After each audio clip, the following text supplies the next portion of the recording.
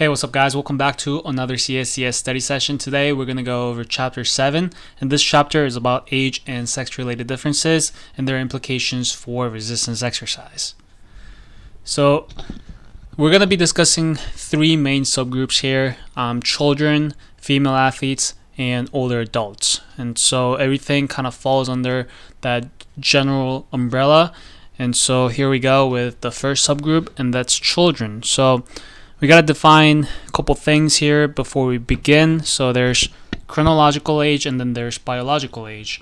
Chronological age is strictly in terms of time. So I'm 24 years old, and that's very objective. So as you can see here, it says chronological age, maturation described in time, like I said, so weeks, month, and years. Right, and then there's biological age, and that's described in skeletal age, sexual maturation, or physique.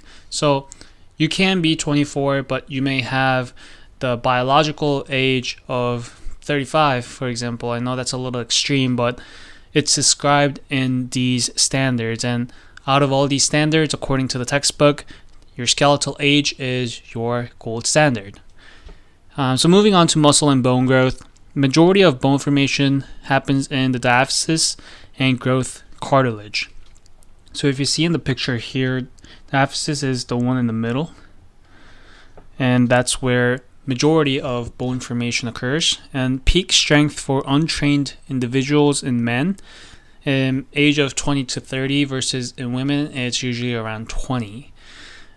These three terms are the terms that we use to describe different body types: mesomorphic, muscular with broad shoulders; endomorphic, rounder with broader hips; and ectomorphic, tall and slender. Alright, so moving on to youth resistance training. Responsiveness to resistance training in children is the first thing we're going to discuss in this chapter. And as you can see here, children as young as 5 can benefit from resistance training. And the detraining effect that we talked about earlier in the anaerobic and aerobic chapter 5 and 6, that's not the same among children. And then you also need to know that pre-adolescents, so children before they reach the adolescent age, they have more potential for strength gain due to neural factors as opposed to resistance training, or more so because of the neural factors than resistance training itself. Potential benefits you can see here: it can reduce injury, improve bone density, and alter anatomic parameters. Right? So those are pretty straightforward. Program design consideration for children. The quality of instruction and rate of progression is something that you need to really consider when you're progressing these children in their resistance training program. Moving on to female athletes, this chapter is a little shorter, so we're going to kind of go by quickly. If you have any questions, just leave it in the comment section down below.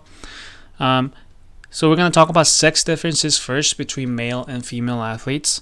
So as you can see here, the absolute strength, when we're not considering any relative standards, the absolute strength itself, women are 2/3 powerful than men.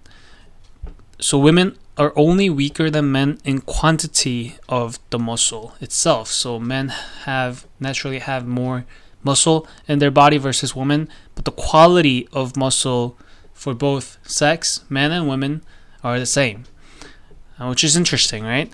And then there's relative strength. So this is relative to, number 1, fat-free mass, and number 2, muscle cross-sectional area. If you compare men and women and their muscle strength relative to fat-free mass, their strength is similar, okay?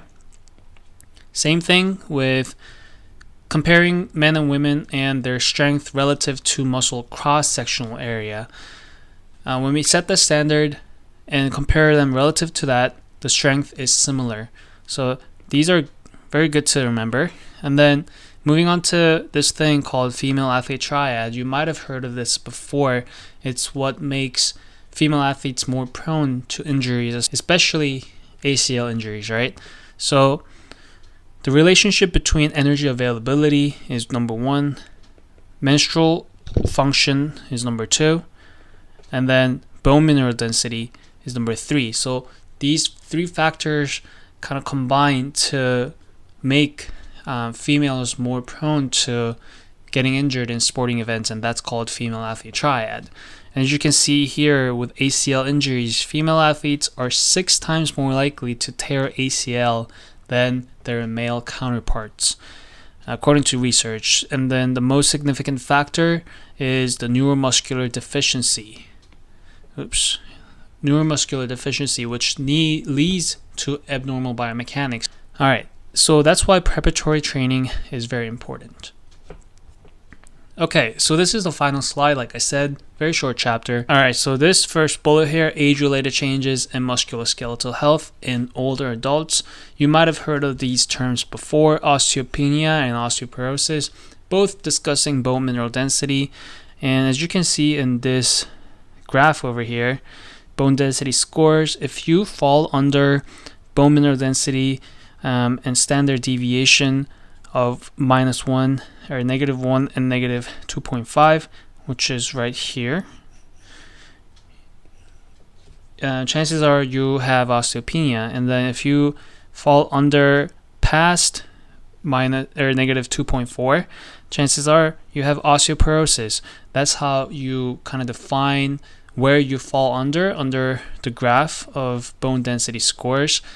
And so yeah, sarcopenia, loss of muscle mass and strength. So that's kind of different from bone, right? Because it's muscle.